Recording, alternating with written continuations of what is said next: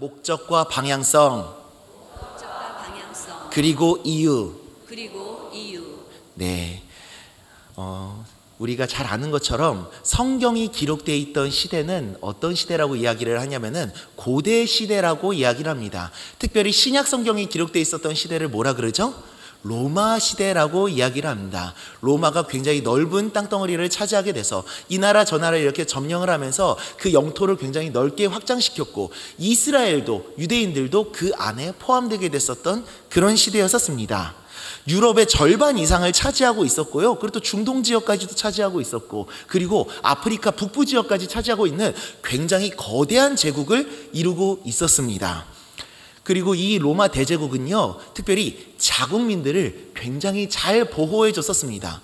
혹시라도 자국민들이 어려움에 처하거나 힘든 일이 발생하게 되면은 그들을 앞서 나가가지고 도와주고 그랬었죠. 혹시라도 집에 불이 나가지고 재산을 잃게 됐다 그러면은 걱정하지 말아라, 우리가 보험이 되어줄게 하면서 보험 처리까지도 다 해줬었던 겁니다. 그리고 또 어려움을 겪는 일이 있었다, 그들을 열심히 도와줬었죠. 그리고 혹시라도 재판을 받았는데 그 재판에서 자기가 패소를 했어도 자기가 억울하고 좀 더 그 상소를 하고 싶다 그러면은 로마 황제에게까지도 가서 상소를 할 수가 있었습니다. 그래서 우리가 잘 아는 것처럼 누가 성경에 보면은 황제에게 상소를 하죠? 사도 바울이 나중에 황제에게 상소하겠다 그래서 이스라엘 땅에서 로마까지 배를 타고 건너가게 됩니다. 이렇게 로마는 자국민들을 굉장히 잘 보호해 주던 그런 국가였었습니다. 단 어떤 사람들만? 로마 시민권자들만, 로마 시민권을 가지고 있는 사람들의 자국민이라고 생각을 해가지고 그 사람들만 굉장히 잘 도와주고 돌봐주었었습니다. 굉장히 넓은 땅덩어리를 가지고 있고 수많은 사람들을 이제 식민지로 삼아가지고 거느리고 있었지만, 그 중에서 로마 시민권을 가진 사람들만 그렇게 잘 보살펴주고 도와주었다라고 합니다. 로마 시민권을 가지고 있지 못한 사람들은 그럼 어떻게 됐을까요? 속된 말로 흔히 하는 표현으로 얄짤없었습니다. 아무런 도움도 받을 수가 없었습니다. 조금 우리 입장에서는 지금 돌아보았을 때는 참 치사하다 이렇게 생각할 수도 있을 텐데, 아무런 도움을 받지 못하는 사람들이 더 많았었습니다. 왜냐하면 로마 시민권은 비싼 돈을 주고 사야 됐었고, 그리고 또 사고 나서 그 다음에 자기 자녀들이 이어받을 수 있었기 때문에 그 옛날에 그 돈이 없고 가난한 사람들은 로마 시민권을 살 수가 없었기 때문에 로마 시민권을 가진 사람들은 극히 드물었었습니다. 그래서 로마 시민권을 갖지 못한 많은 사람들이 아무런 도움을 받지 못하고 힘든 시간들을 보내면서 살아가고 있었습니다. 단 그런 사람들이 유일하게 희망을 가질 수 있는 장소가, 유일하게 희망을 가질 수 있는 단체가 하나 등장했습니다. 그게 어디냐? 모두가 잘 아시는 것처럼 그곳이 바로 교회였었습니다.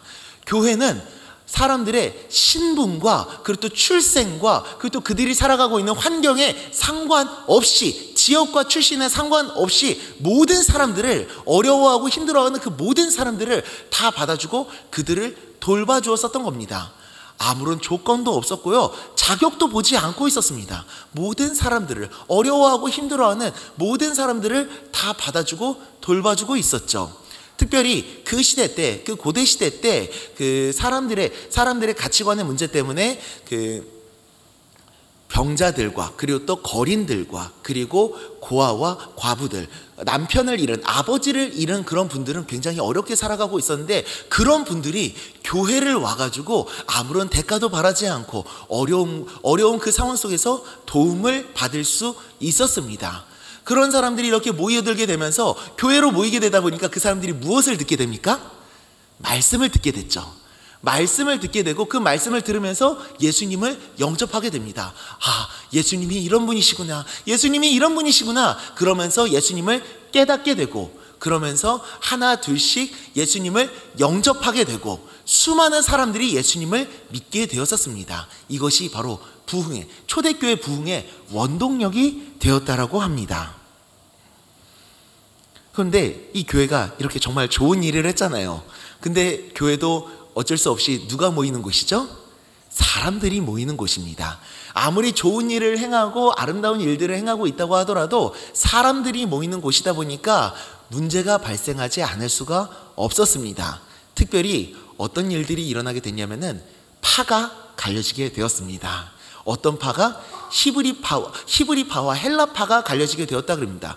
여기서 말하는 히브리파가 어떤 사람들이냐면요, 이 교회가 그 당시 때에는 이 사도행전 6장이 기록되고 있을 이 시대 때에는요, 이 예루살렘 안에, 이스라엘 안에만 있었거든요. 이방으로 이렇게 이방 가운데 교회가 이렇게 많이 세워지거나 그러는 시점이 아니었었고요. 교회라고 하면은 이스라엘 안에 있는, 예루살렘 안에 있는 그 교회만을 말하고 있었습니다.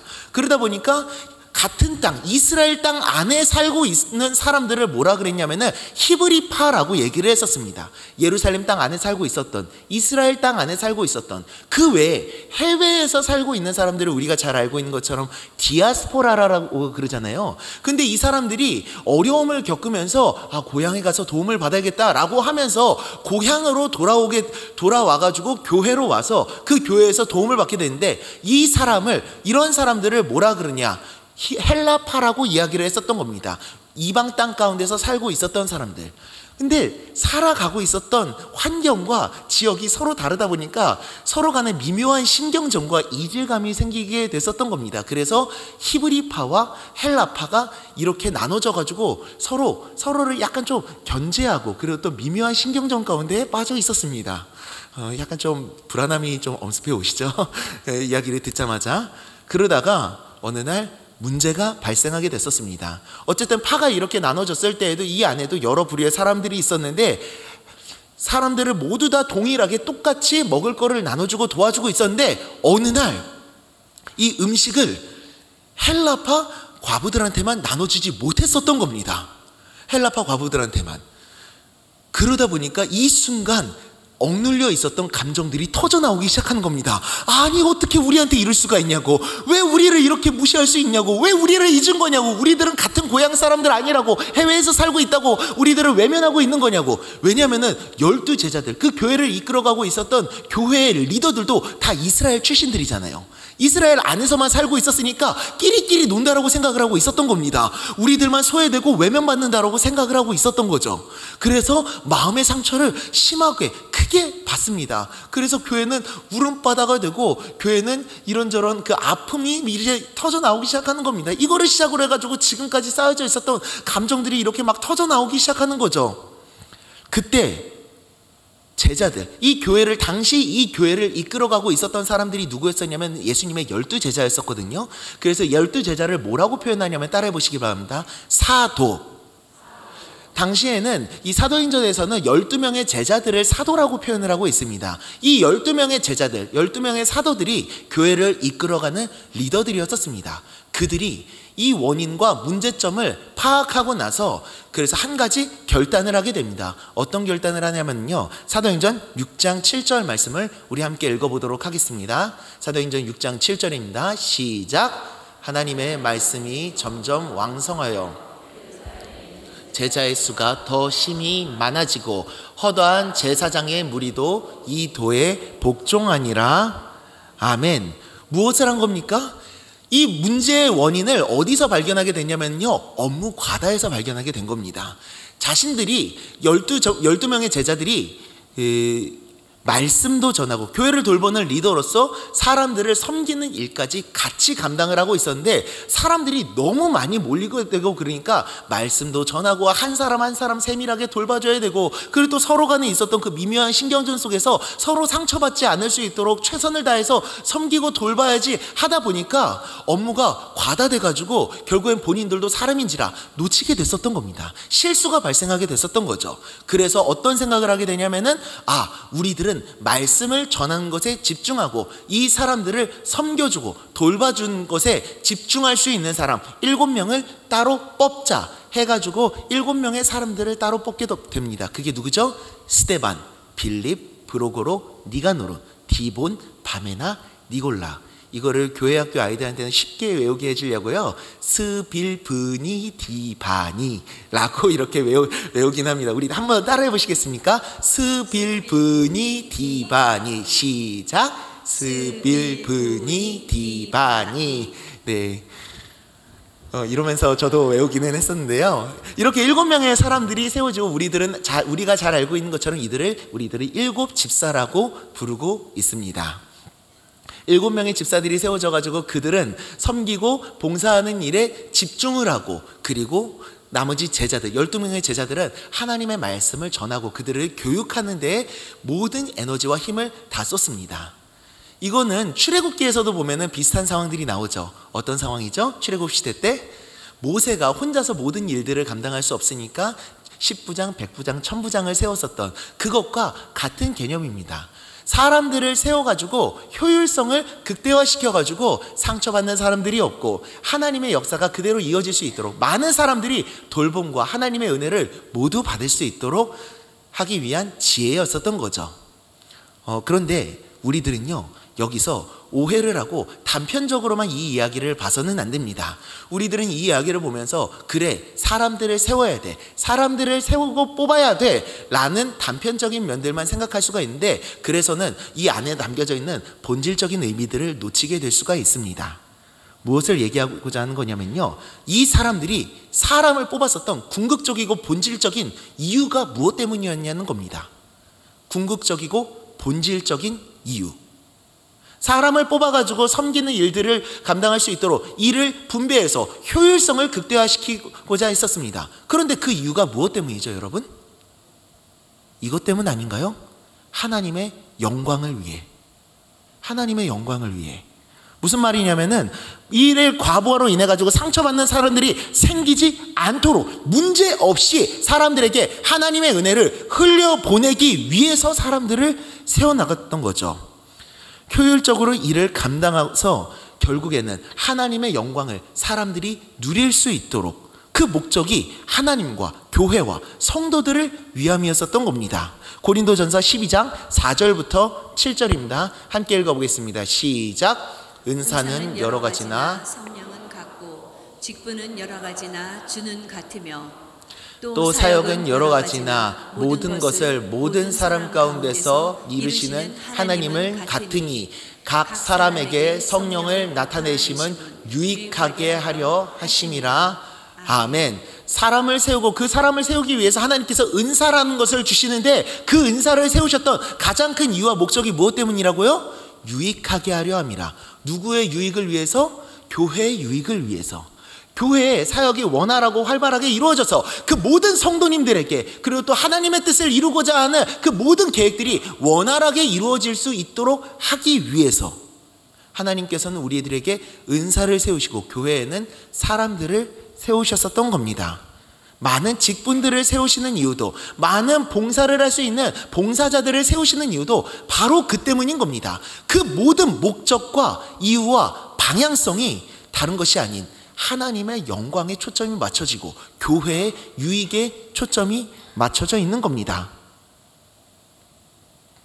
어떤 개인의 욕심도 아니고 누군가를 시키기 위함도 아닌 겁니다. 목적이 하나님께 영광. 그리고 오늘 본문 내용을 보면은 우리가 너무나도 잘 알고 있는 내용이지만 정말로 재밌는 사실 한 가지를 발견할 수가 있습니다. 바로 7 집사가 세워졌는데 성경 어디서도 이 7명이 교회를 섬기는 모습이 나오지 않습니다. 7 집사가 세워졌는데 이 7명의 집사가 교회를 섬기는 모습들이 나오지 않습니다. 그냥 한마디만 등장합니다. 이들이 세워졌더니 하나님의 말씀이 점점 더 왕성하여졌고 교회가 부흥하게 되었다 라고만 기록되어 있습니다. 여러분, 이것이 무엇을 의미합니까? 이 사람들이 세워져서 교회에서 봉사를 하게 되었다는 것에 성경은 큰 관심을 두고 있지 않는다는 겁니다. 성경의 모든 시선이 어디에 맞춰져 있냐면요, 그 다음 내용에서 나와 있는데요, 그 다음 내용, 7 집사가 세워지고 나서 교회가 부흥하게 되었다, 그 다음 내용이 무엇이냐면은 스데반 집사님이 복음을 전하고 있는 내용입니다. 사도행전 6장 8절 말씀을 함께 읽어보겠습니다. 시작. 스데반이 은혜와 권능이 충만하여 큰 기사와 표적을 민간에 행하니. 아멘. 교회를 섬기고 있는 모습이 등장하는 것이 아니라 큰 기사와 표적을 스데반 집사님이 민간에 행했다. 이것은 베드로를 비롯한 제자들이 다리 저는 사람들이 일으키시고 병자들을 고쳤던 그 능력을 행하면서 복음을 전했던 것을 이야기하고 있습니다. 큰 큰 기사와 표적과 능력을 행하고 다녔다. 교회를 섬기는 게 아니라 병자들을 치유하고 귀신들을 쫓아내고 괴로워하는 사람들을 도와주는 등의 능력을 행하면서 사람들에게 예수님의 복음을 전했다. 즉 성경은 스데반을 직분자로 묘사하고 있는 것이 아니라 바로 복음 전도자, 하나님의 능력을 행하며 하나님의 복음을 전하는 사람으로 나타내고 있습니다. 그리고 중요한 것은 그가 그렇게 복음을 전했었던 이유, 복음을 전했었던 이유가 무엇이며 성경은 왜 그것에 초점을 맞추고 있는가, 그것이 중요하겠죠. 그것은 다른 것이 아니었었습니다. 그가 그리스도인이었었기 때문에 그렇습니다. 스데반 집사님이 다른 사람이 아니라 그리스도인이었었기 때문에, 그는 집사이기 전에, 그 이전에, 직분을 감당하는 사람 이전에 그리스도인이었었기 때문에. 여러분, 그리스도인이 어떤 사람입니까? 우리들이 그리스도인이잖아요. 그리스도인이 어떤 사람이죠? 하나님의 영광을 위해서 살아가는 사람들이죠. 하나님을 위해서 살아가는 사람들입니다. 나의 만족과 나의 행복과 나의 유익을 위해서 살아가는 것이 아니라 나를 사랑하사 나를 위하여 모든 것들을 내어주신 예수님의 사랑에 감사하는 마음으로 그 예수님을 위해서 살아가는 사람들, 이 땅 가운데서 예수님의 말씀을 따르며 예수님의 제자로 살아가고 하나님을 섬기며 살아가는 사람들, 그 사람들이 바로 그리스도인이죠. 그런 그리스도인들의 목적은, 그 인생의 목적과 방향성은 무엇입니까? 하나님의 영광입니다. 하나님의 영광, 다른 것이 아니라 하나님의 영광입니다. 스데반 집사님은 직분자로 세워졌습니다. 맞습니다. 직분자입니다. 하지만 그는 그 전에 그리스도인입니다. 그가 그리스도인이기 때문에, 하나님의 영광을 위해서 살아가는 사람이기 때문에 그는 직분을 감당하고 있었던 겁니다.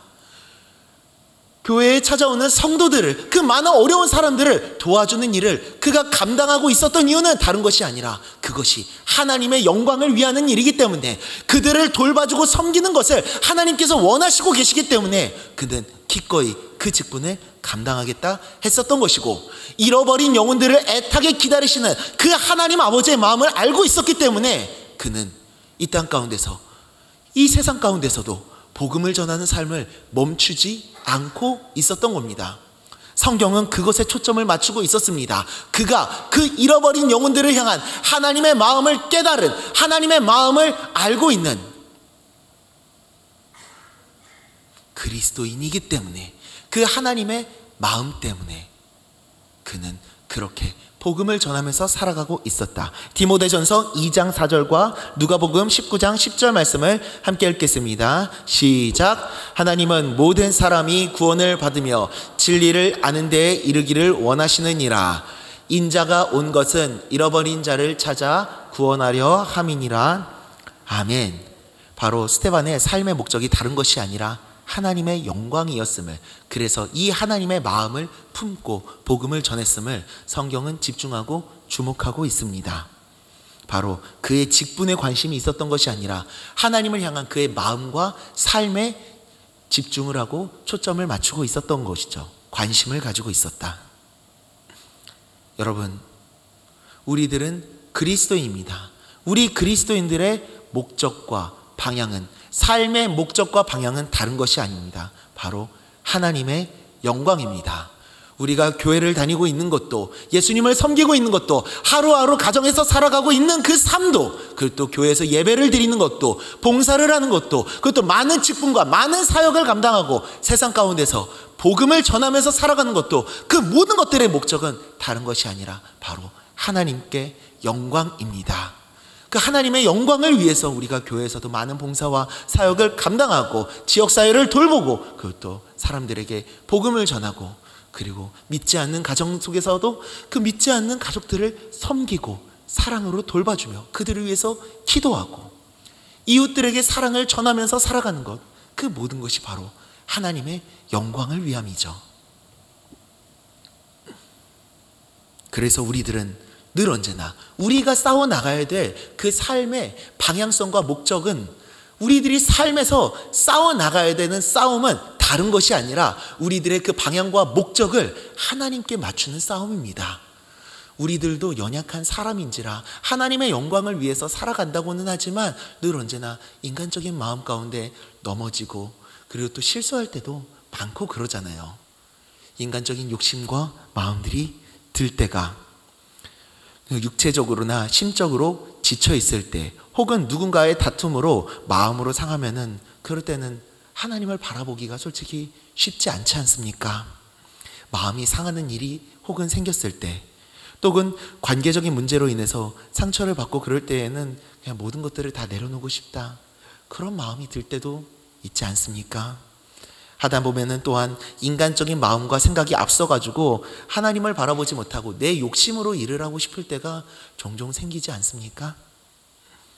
그리고 하나님의 인정이 아닌 사람들의 인정을 바라고 싶을 때가 종종 우리 마음속에서는 일어나잖아요. 부끄러운 이야기를 드리자면은 저도 그렇습니다. 참 저는 너무나도 부족한 사람입니다.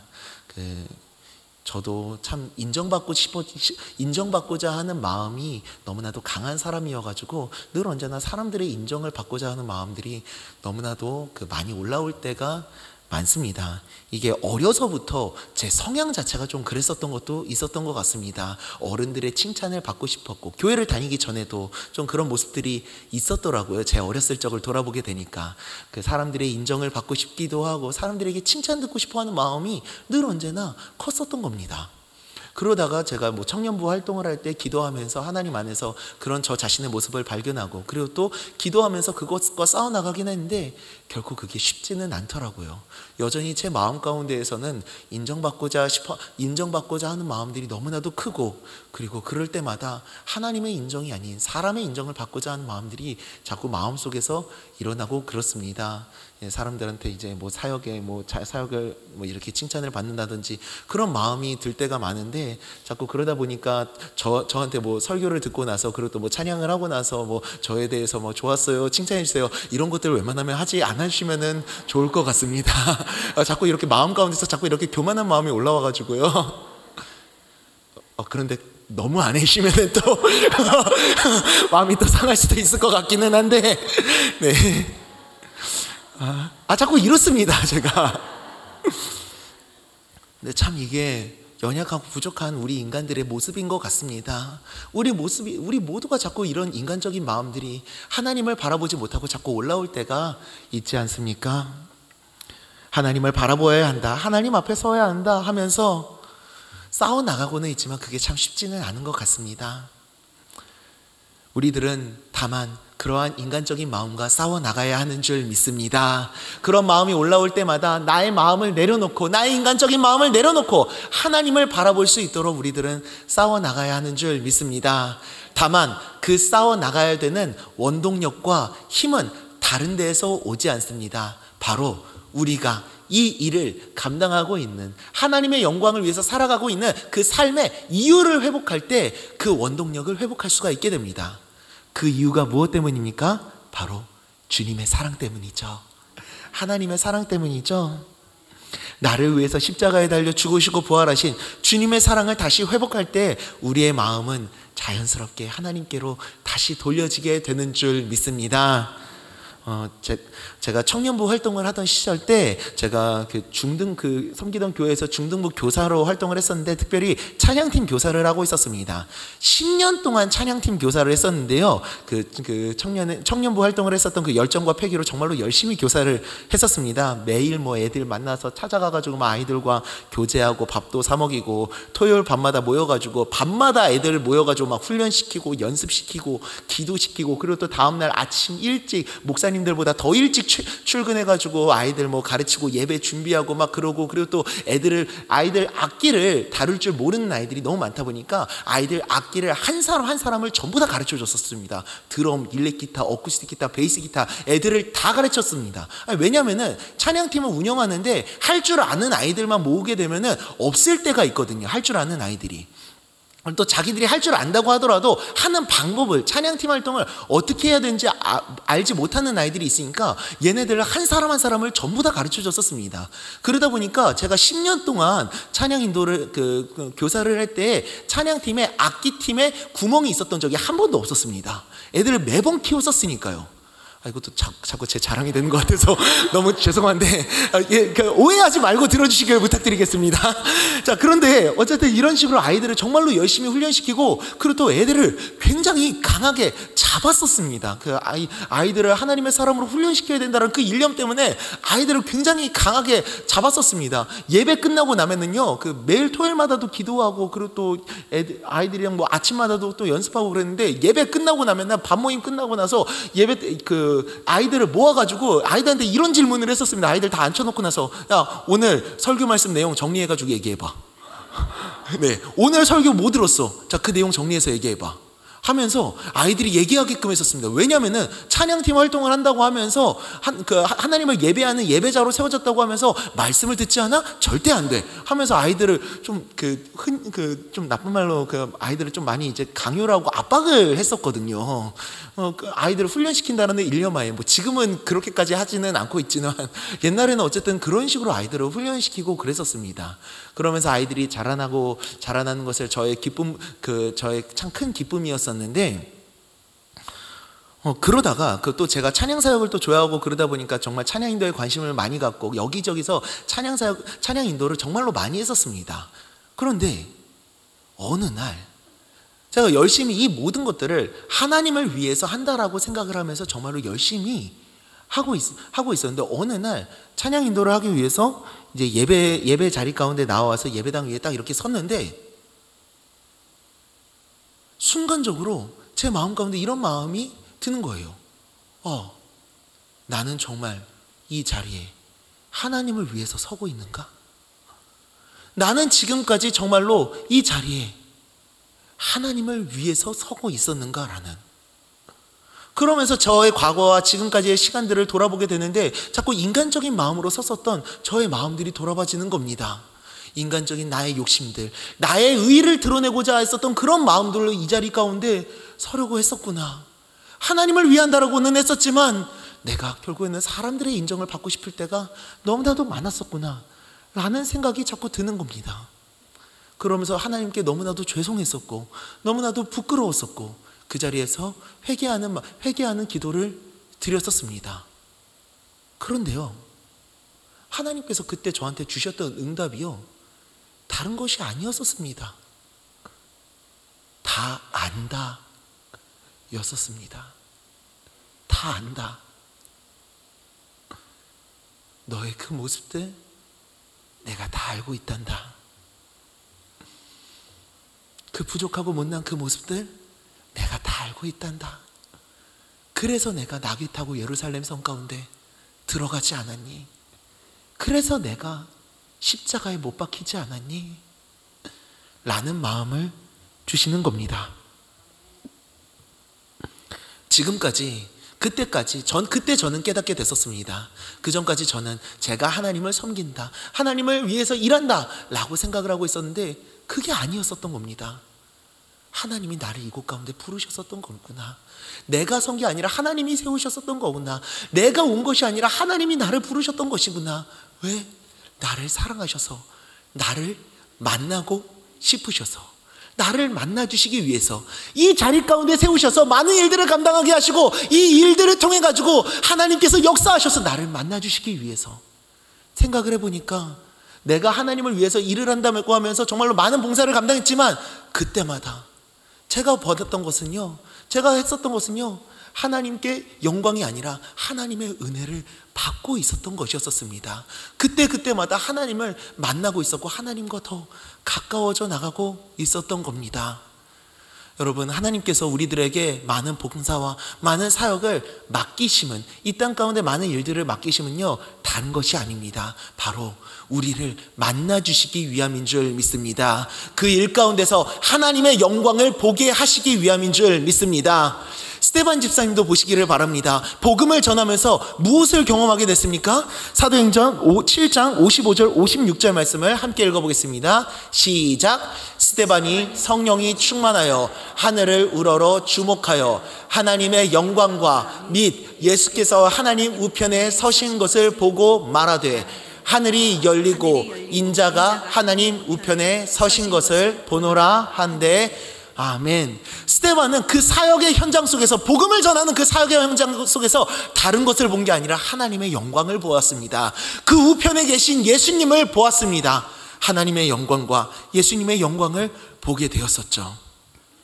우리들이 그 주님을 바라보면서 하루하루 주님의 길을 걸어 나아갈 때, 주님께서 우리에게 맡겨주신 그 일들을 감당하며 나아갈 때, 우리들은 그 사역의 현장 속에서, 그 일의 현장 속에서 우리들은 하나님의 영광을 보게 될 줄 믿습니다.